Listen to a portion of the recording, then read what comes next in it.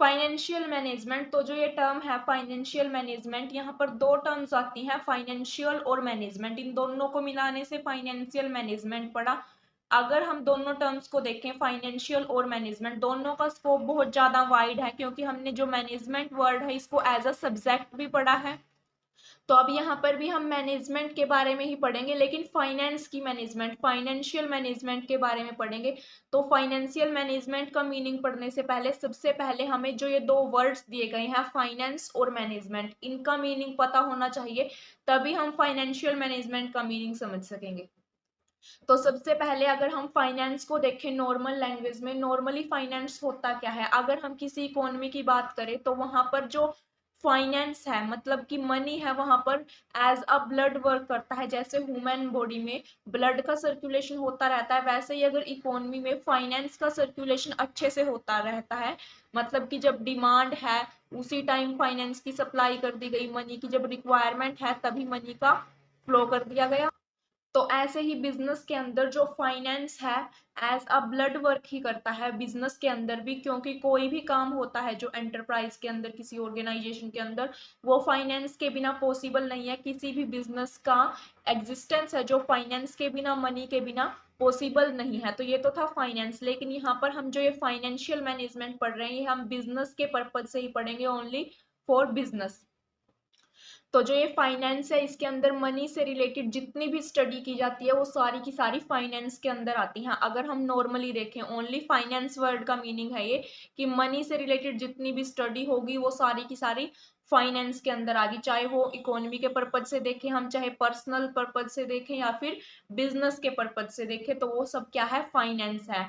ऐसे ही सिंपल जो management word है इसका मीनिंग क्या है, इसका मीनिंग है कि पीपल्स को या फिर अदर रिसोर्सेज को अपने डिजायर्ड जो गोल है उनको अचीव करने के लिए इस तरीके से कोऑर्डिनेट करना, एक प्रोसेस की फॉर्म में कोऑर्डिनेट करना, वो है मैनेजमेंट। मैनेजमेंट मींस किसी चीज को मैनेज करना, इसके अंदर उसकी प्लानिंग से लेके उसके कंट्रोलिंग तक की सारी प्रोसेस को इंक्लूड किया जाता है मैनेजमेंट के अंदर। तो ये है सिंपल मैनेजमेंट का मीनिंग। अब जो ये टर्म है फाइनेंशियल मैनेजमेंट वो इन्हीं दोनों से मिलकर बनी है, फाइनेंशियल प्लस मैनेजमेंट से। फाइनेंस हो गया मनी की स्टडी करना और मैनेजमेंट हो गया उस चीज को मैनेज करना, मतलब कि फाइनेंस को, मनी को मैनेज करना। तो अब जो इसका मीनिंग है फाइनेंशियल मैनेजमेंट का या फिर इसकी जो प्रोसेस है मैनेजमेंट की, ये भी सेम वही प्रोसेस है जो मैनेजमेंट की होती है, सिंपल मैनेजमेंट की प्रोसेस होती है वही इसकी प्रोसेस है। यहाँ पर भी फाइनेंशियल वर्ड जुड़ जाएगा बस सबके साथ, फाइनेंशियल प्लानिंग हो गया, जैसे फाइनेंशियल फोरकास्टिंग हो गया, तो ये सब आएंगे इसके अंदर।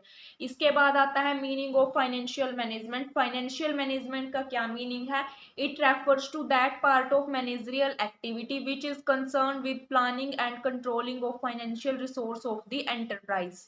मतलब कि मैनेजरियल एक्टिविटी का वो पार्ट जो किसी एंटरप्राइज के अंदर में फाइनेंशियल रिसोर्सेज की प्लानिंग या कंट्रोलिंग से रिलेटेड है, वो फाइनेंशियल मैनेजमेंट कहलाता है।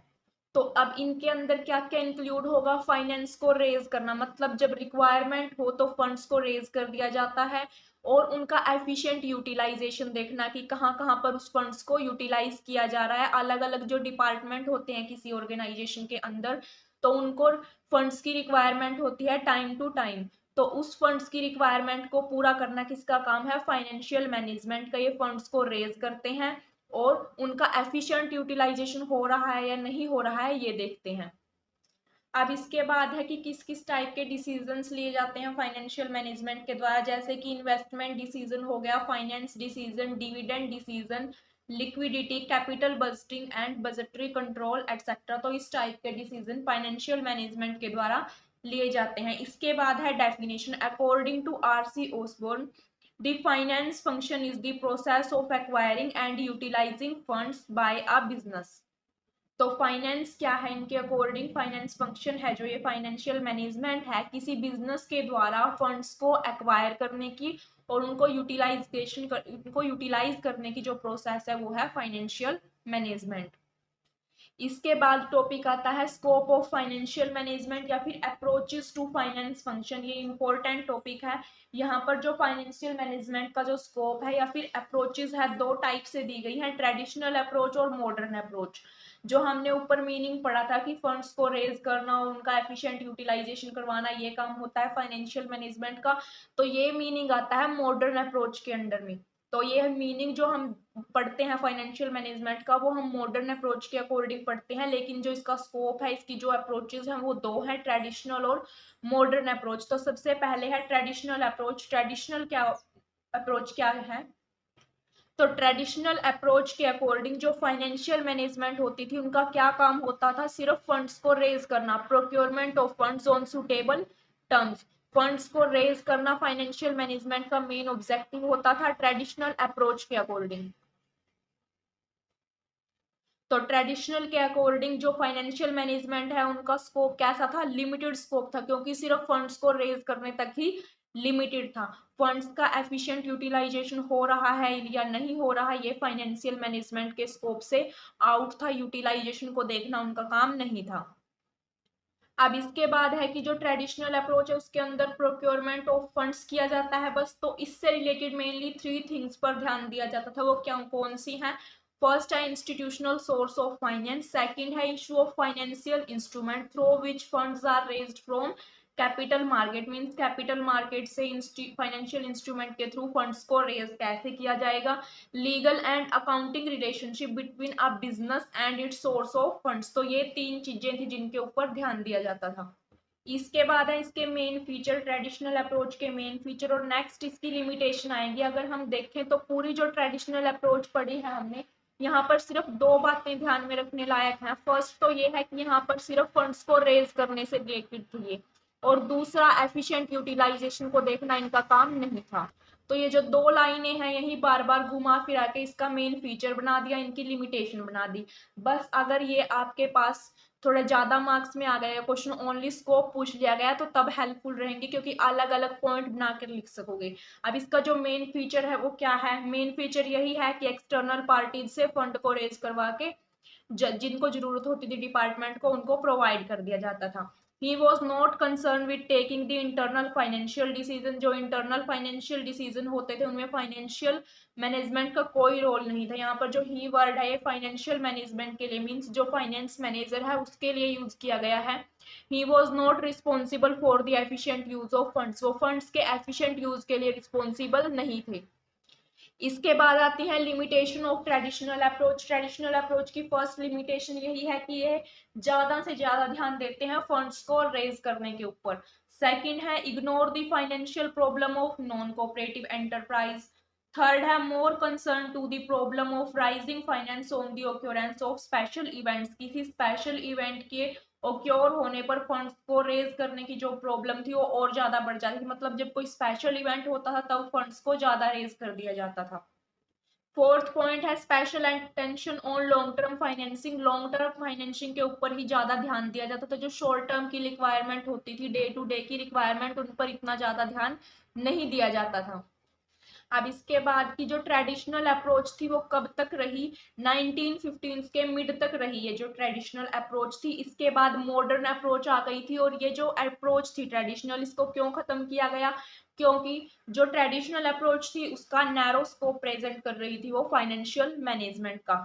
तो उसके बाद आ गई थी मॉडर्न अप्रोच। तो सेकंड है modern approach of finance function, financial management, finance function की मॉडर्न अप्रोच। मॉडर्न अप्रोच के अंदर क्या चीज थी? जो भी प्रॉब्लम आई थी ट्रेडिशनल के अंदर, उन सबको ओवरकम हो गया था मॉडर्न अप्रोच से।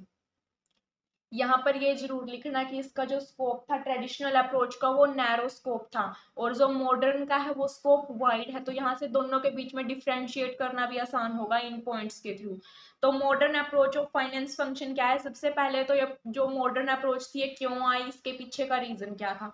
सबसे पहली बात ये है कि जब मॉडर्न अप्रोच आई तो क्यों आई वो? क्योंकि टेक्नोलॉजिकल इनोवेशन हो गए थे, नए नए आविष्कार हो गए थे, चेंजेस होने लगे थे। जो बिजनेस एंटरप्राइज है उनका साइज इंक्रीज हो गया था, और मार्केट में जो कंपटीशन था वो बहुत ज्यादा बढ़ गया था। तो इन सब की वजह से फंड्स की भी रिक्वायरमेंट बढ़ी थी क्योंकि नए नए बिजनेस लगाए जा रहे थे और यहाँ पर उनका एफिशिएंट यूटिलाइजेशन हो फंड्स का, ये भी ध्यान दिया जाने लगा था। तो इन सब रीजंस की वजह से मॉडर्न अप्रोच आई, जो फाइनेंस मैनेजमेंट का जो स्कोप था वो चेंज हो गया था और मॉडर्न अप्रोच डेवलप कर दी गई थी।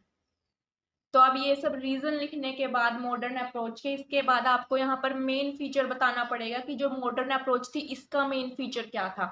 दी it consider the terms financial management in broad sense, यहाँ पर फाइनेंशियल मैनेजमेंट जो टर्म थी उसको ब्रॉड सेंस में यूज किया जाने लगा, वाइड स्कोप हो गया था फाइनेंशियल मैनेजमेंट का। According to this approach the finance function cover both acquisition of fund as well as their efficient utilisation. तो यहाँ पर वही बात आ गई जो पहले पढ़ी थी कि जो ट्रेडिशनल थी उसमें सिर्फ एक्वाजिशन ऑफ फंड था, लेकिन यहाँ पर मॉडर्न अप्रोच में दोनों की दोनों टर्म्स को कवर किया गया था, एक्वाजिशन ऑफ फंड्स को और उनके एफिशिएंट यूटिलाइजेशन को। तो इसी वजह से इसको ब्रॉड सेंस बोला गया है, वाइड स्कोप बोला गया है। तो जो मॉडर्न अप्रोच थी इसके अकॉर्डिंग जो तीन प्रॉब्लम थी, मेजर थ्री प्रॉब्लम्स थी जो फाइनेंशियल मैनेजमेंट के सामने जो ट्रेडिशनल अप्रोच में आ रही थी उनके ऊपर ओवरकम किया गया था। वो तीन जो प्रॉब्लम्स थी वो कौन कौन सी थी, तो यहाँ पर जो थ्री मेजर प्रॉब्लम थी उनके सॉल्यूशन ढूंढे जाते थे सबसे पहले। तो वो तीन प्रॉब्लम्स कौन सी थी, फर्स्ट तो ये थी कि जो फंड्स हैं एंटरप्राइज के पास वो टोटल कितने हैं या फिर कितने उनको जरूरत है फंड्स की। सेकंड था how should the funds required be raised, कितने फंड्स को रेज करने की जरूरत है और कहाँ से, हाउ कैसे उनको रेज किया जाएगा। और थर्ड था invert specific asset, the enterprise should invest its funds, किन स्पेसिफिक एसेट्स में एंटरप्राइज इस फंड्स को इन्वेस्ट करने जा रही है। अगर यहाँ पर हम इन तीनों प्रॉब्लम्स को एक एग्जांपल के थ्रू देखें, फॉर एग्जांपल एंटरप्राइज के अंदर नई मशीनरी खरीदनी है कोई, और उसके लिए पहले ये देखा जाएगा कि एंटरप्राइज के पास कितने फंड्स हैं, उसकी रिक्वायरमेंट है या नहीं, सच में जो मशीनरी है उसकी रिक्वायरमेंट एंटरप्राइज को है या नहीं, फंड्स कितने हैं एंटरप्राइज के पास, कितने फंड की रिक्वायरमेंट पड़ेगी उसके लिए, और जो वो फंड्स हैं वो कहाँ से लिए जाएंगे, कहाँ से उनको रेज करेगी एंटरप्राइज। तो ये सब जो जो क्वेश्चन थे, मेजर प्रॉब्लम थी, इनके सॉल्यूशन ढूंढे जाते थे। और इसके बाद उस फंड्स का एफिशिएंट यूटिलाइजेशन हो रहा है या नहीं, मतलब जिस पर्पज के लिए वो लिए गए थे उसी के लिए वो यूज हो रहे हैं या नहीं, तो ये देखना फाइनेंशियल मैनेजमेंट का काम था।